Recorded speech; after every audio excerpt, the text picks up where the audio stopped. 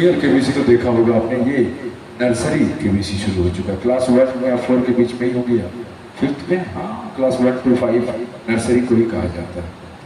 देवियों और सज्जनों, अगर उन्होंने गलत जवाब दिया, ये खेल का आखिरी सवाल है, इसके बाद खेल समाप्त हो जाता है।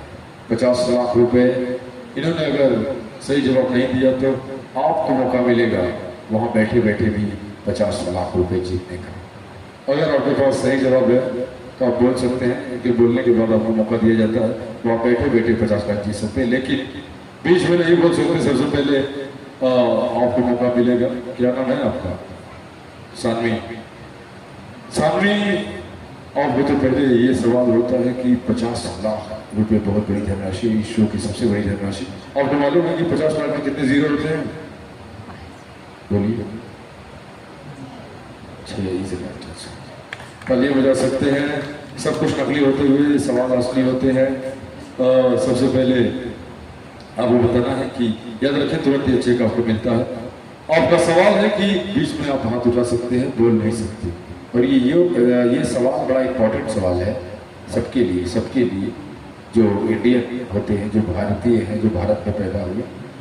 इसके पहले 90 लोग यही सवाल पूछा गया था। 90 लोग थे, जिसमें 3 स्कूल के टीचर भी थे, और इस सवाल का जवाब किसी को नहीं मालूम था। मुझे वास्तव में बड़ा दुख हुआ कि किसी को तो मालूम होना चाहिए था। ये देश से जुड़ा हुआ सवाल, आप सुन सकते हैं, बोल नहीं सकते, हाथ उठा सकते हैं। मुझे मालूम है कि आप में से कम 5 लोगों को इस सवाल का जवाब मालूम होगा, ये मुझे उम्मीद है। देखते हैं इनको मालूम है कि नहीं। 7वीं क्लास 5th में हैं आप, और इंग्लिश मीडियम स्कूल में पढ़ती हैं। आपको मालूम है कि वंदे मातरम ये national song of India, Bharat का राष्ट्रगीत है, नेशनल सॉन्ग। ये किसने लिखा था या कहा था? आप हाथ उठा सकते हैं, बोल नहीं सकते। प्लीज, हेलो मैडम, बोलिए सानवी।